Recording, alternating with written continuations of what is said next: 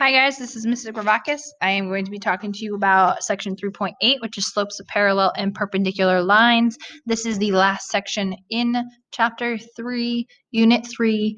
So we will be practicing all of the material after working on this section. So we will be working with finding the relations of slopes in parallel and perpendicular lines. So what does it mean to have a parallel slope? Well, if we have a parallel slope, it's two non-vertical lines that are parallel, and their slopes are equal. So we always have the same slope and different y-intercepts. So some if-then statements that you see here is if we have two lines that are parallel, then their slopes are equal. And then if we have two lines that have slopes that are equal, then the lines are parallel. So it's just that biconditional idea of two lines are parallel if and only if their slopes are equal.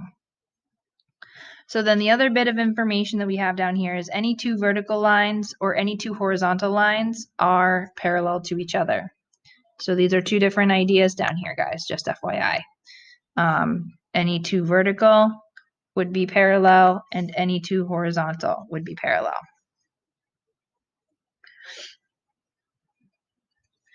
So for example, if I gave you a slope of -3, my parallel slope would be also -3.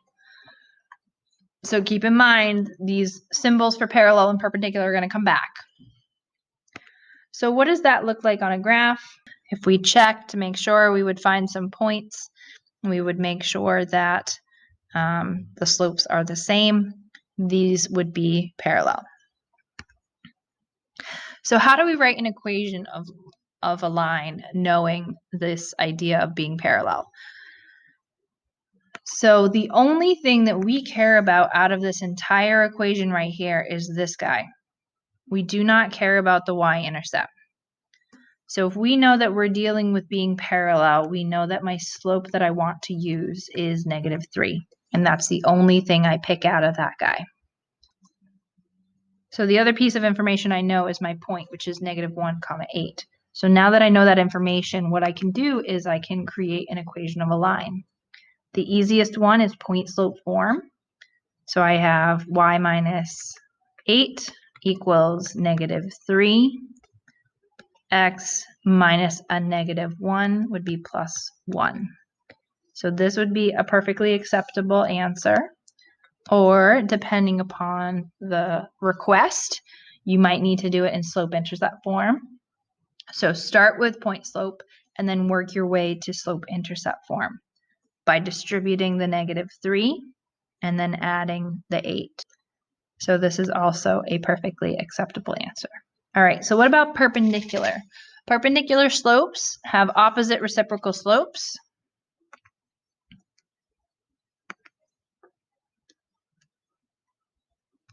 So that's important to remember. And then also any horizontal line and vertical line are considered perpendicular to each other. So what is this idea of opposite reciprocal? So if I were to give you an example of a slope equaling -3/4, opposite would mean we would want positive, and reciprocal would mean we want 4/3.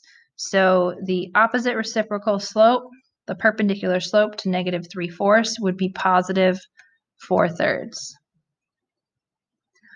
So what does that look like on a graph? So if I were to take my red and blue lines again, so what happens is when we have the red and the blue intersect perpendicularly, it looks like, and it will be, a right angle. So the only way to tell that for sure is to check the slopes if they are opposite reciprocals of each other. So then how do we write an equation based off of this idea of perpendicular? Well, again, similarly to the other one, the only thing we care about is this 1/5 here. We don't care about what the y-intercept is. So with the 1/5, we want a perpendicular slope to 1/5, which is going to be -5/5. 5 would be the perpendicular slope. So then my point is 15, -4. So the quickest way for me to get to an answer would be using point slope form again. So I would have y minus a -4, which would be +4, -5 as my slope, and then x minus 15. So this is a perfectly acceptable answer in point slope form, or you could give it to me in slope-intercept form as well, which will end up being y equals -5x plus 71.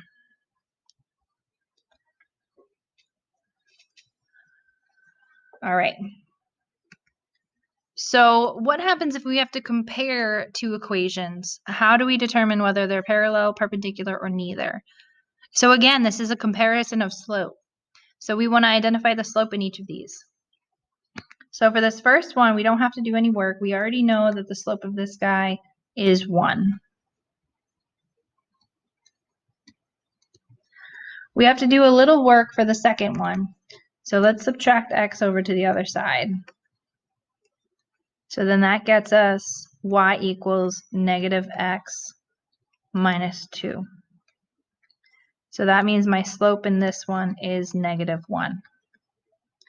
So what is the relationship between a slope of 1 and a slope of -1? These are actually perpendicular. So the relationship for number 1 is that these lines are perpendicular.